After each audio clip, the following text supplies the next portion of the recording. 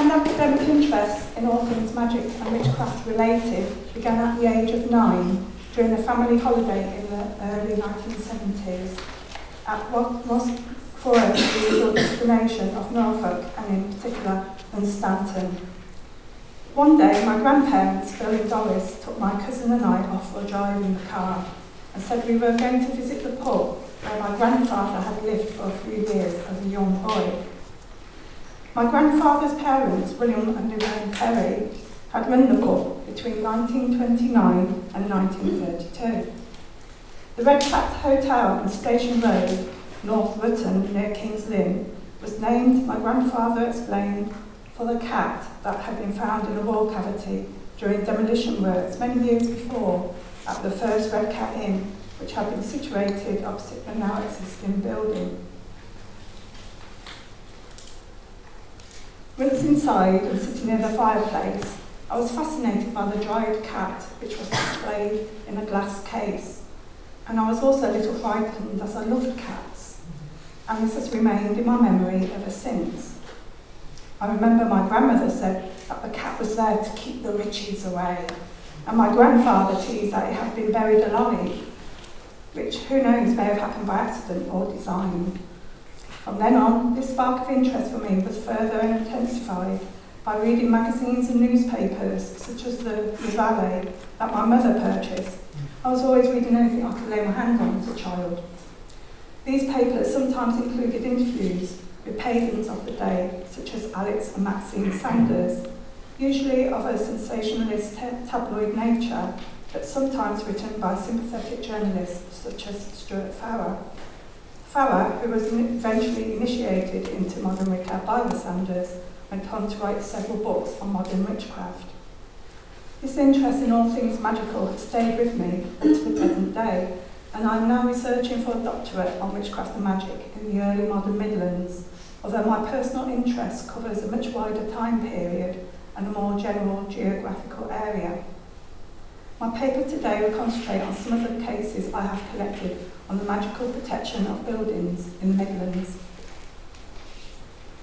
The Redcap Hotel is just one of many properties in England, and indeed elsewhere, to have hidden within its confines what is commonly termed a dried or concealed cat, often found with an accompanying rodent or bird. The Museum of Witchcraft and Magic in Boscastle, Cornwall, has 2 separate displays of cats and rodents, as can be seen here, being part of the collection of Cecil Williamson, the proprietor of the museum from 1960 to October 1996. Of course, these cats were often deliberately placed within the fabric of a building, possibly as a foundation sacrifice for protection, or maybe to act as a charm against rat and mice infestation, or even as a counter-charm against witches and perhaps also their familiars sent to do the evil work for their mistresses and masters. The ritual concealment of these animals must have given people some sense of control at a time when life in this world seemed fragile and the threat of witchcraft a reality. Bless you. For the Midlands, Margaret M. Howard reports examples of a cat with a rat found in the thatched roof of a cottage in Pilton, Northamptonshire, and 2 cats under the floor of a landing in a 16th century house in Bampton near Burford, Oxfordshire. Ralph Merrifield offers an example of a cat with its neck flattened by a roof joist in an 18th century building in Kettering. A 4th Midlands example, quoted by Margaret Howard, is the following example found in Birmingham. In the middle of an industrial area called Hay Mills in Teased, Birmingham, there is what may be the 2nd oldest inhabited building in the area, Hay Hall, built in 1424. It is also thought to be the oldest large brick-clad building, being clad over a 13th century timber frame structure in the city. It is now a listed building and looking to escape the industrialisation of the area that began in the 1920s, when the hall and the 12 acres of manorial land surrounding it was bought by the T.I. Reynolds Company for redevelopment. The Reynolds family decided to use the old building for office space, and so the hall still stands, although internally but sympathetically modernised. This shows the northeast wing. The doorway on the left was infilled in 1946, when the extension on the left was built. The 1946 extension was built up against the close-studded porch, which was added about 1500 to what was originally the front entrance. The original open hall had a central hearth. The wattle door walls were constructed with large oak beams with the timber framing being held together by 1 inch or 2.5 diameter pegs. This major restoration work just after the Second World War included the whole roof area, and it was during this work that most of the relics, such as the cat and bird, were found. These remains can be seen in the exhibition case situated in Hay Hall many years ago. The cat and the bird, a starling, were found in a square cavity about 9 inches or just over 22.5 centimetres deep, surrounded by heavy oak between the outside wall and the lath and plaster inside wall. The cat and starling were found facing each other, the jaws of the cat fixed in a permanent hiss and its claws extended. The pair was most likely placed in that manner intentionally when the inner wall, possibly of a later date, was constructed, as the wall and plaster were undamaged and so not hinting at what lay behind. A theory of Mr. Kenneth Sprayson, an ex-employee of T.I. Reynolds, is that as farmers still use effigies of man in the form of scarecrows, so why not dried cats to deter rats, mice, starlings and other unwanted creatures? With the sale of Hay Hall by Reynolds around 20 years ago or so, the historical exhibits, including the cat and starling, were relocated to Blakesley Hall, also in Birmingham, where I am happy to say that they can be seen today. However, unfortunately, Hay Hall is not open to the public. It's in an industrial area and not allowed. Blakesley Hall in Yardley, Birmingham, is a timber-framed house built in 1590 by Richard Smallbrook, a member of one of Birmingham's prominent merchant families of that period. Aside from the Hay Hall, the cat and starling, other kinds of magical protection can also be found at Blakesley Hall, including the following images, for which I must thank D. Webb. The first slide shows a round burn mark with the whole image almost looking like a depiction of a candle, similar to the deliberate burn marks made with a taper or candle flame that can be found at the 15th century Gainsborough Old Hall in Lincolnshire and many other old properties. And this burn mark seems to have been purposely made in the form of a face. Perhaps these burn images are meant to frighten away evil spirits or witches, or to protect the building from lightning and fire. And maybe the face image is meant to be a religious image, perhaps some form of devotional graffiti, or an attempt to burn a hexafold or daisy wheel. I'm just not sure about that. Other marks in the house include these marks, located underneath the staircase and on the side of a bedroom door.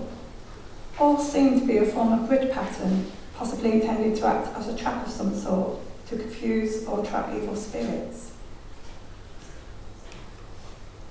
These marks in the image on the left are located on a beam, and I would be grateful for any comments on these, as the mark on the left is possibly an attempt at an end mark, although I am not certain. The mark on the right reminds me of a sword. This is in the left image again. So could it possibly be the sword of the Archangel Michael used as a protection symbol? And finally, this mark in the image on the right can be found underneath the keyhole of the front door to the hall. Due to its location, I believe it is possibly intended to act as protection at a likely entry point for malevolent spirits. Woolsthorpe Manor, the childhood home of Sir Isaac Newton, is a treasure trove of wall etchings, some thought to have been hand-carved by Newton as a young boy, including the etching in stone of a windmill that has been reported by the National Trust only recently. In 2013, I happened to visit the 400-year-old manor, which is in the care of the National Trust and open most days during a weekend away. And one of the volunteers spotted my interest in the marks in the hallway. One of these marks seemed to be of a hand. Could it be possibly the hand of Newton? Or is it an attempt to carve the name Mary, possibly the Virgin Mary, before the time that Newton rejected his belief in the Trinity. Other marks include the compass mark here, which may be an unfinished hexafoil. And on this slide, there seems to be, although it is quite faint, a cross M again, possibly invoking the protection of Mary. The guide asked if I knew anything about the marks, and I answered that I had an academic interest in witchcraft and magic, and was looking at the marks to see if they were protection marks. He excitedly replied that there had been some marks uncovered by the fireplace recently, and asked if I could look at them, as the staff had suspected they were witch marks. Immediately, I could see that these marks were most likely protective marks.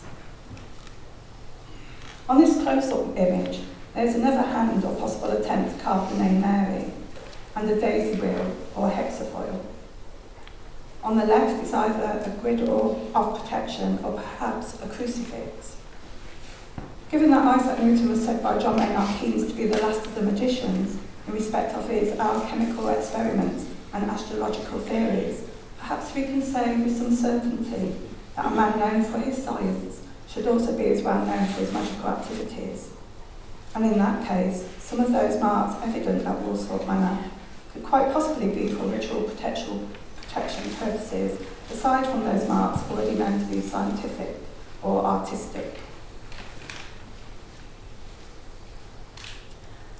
The next case was given to me by Heather Demeda on behalf of the owner and fellows of the Boot Inn at Annesley, near Nuneaton in Warwickshire. The building has been dated back to 1591, after investigation by the owner through Warwick County Records Office. The pub is now closed after a recent fire, however remedial works are now being carried out. The works include keeping all original timbers, etc., and opening up old archways that have been covered. The timbers supposedly came from a ship for the pub. During these works, items have been found in the walls and chimneys, including some weaver's pegs, a small hammer, an amount of hair, which the owner thought may be the remains of a May doll, and thank you, Brian, for your explanation of the purpose behind the hair, and the three-legged weaver's stool in the attic space, for which we do not have an image. Of importance to our area of interest, 2 very old shoes and a small cloth head covering were found in different chimneys. The smaller of the 2 shoes would maybe fit a 2-year-old, the other shoe an older child. The child's hat was found inside the smaller shoe. Most of the items have been put back in situ whilst refurbing, as the owners were of the belief that untoward things have happened since the items have been disturbed. I hope that here I am taking into consideration June Swan's plea in her chapter in Ronald Hutton's Physical Evidence book. The message is to all: ensure that as much as possible is recorded. The commonest charm to protect a building, according to Merrifield, is an old shoe, or more rarely a new shoe, or sometimes a pair.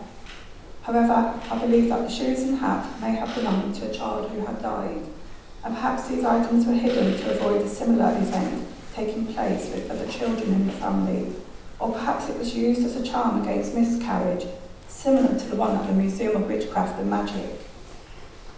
This swift was discovered by a builder in 1976 in a sealed cavity in the attic space of an old cottage in Falmouth, and is displayed with its original bedding. Cecil Williamson, the proprietor mentioned earlier in my paper, believed that this was a charm used to prevent a second miscarriage, that the bedding during the first distressing event was used, and that the bird was sacrificed in the hope that its life would be exchanged for the survival of a child in the future.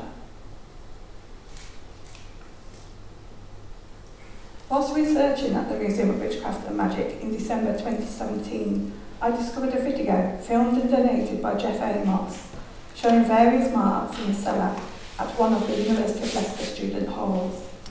The knoll in Oakley was built by brickmaker William Winterton in 1907, being part of the development of Grant housing at that time for the local wool, hosiery and shoe business owners. And the house was eventually taken over by the University of Leicester in 1964. The knoll stands amid the Harold Martin Botanical Gardens. Local legend has it that the house is said to be haunted by a maid who drowned in a pond close to the house, and who is now walking the upper corridors wearing a long night dress.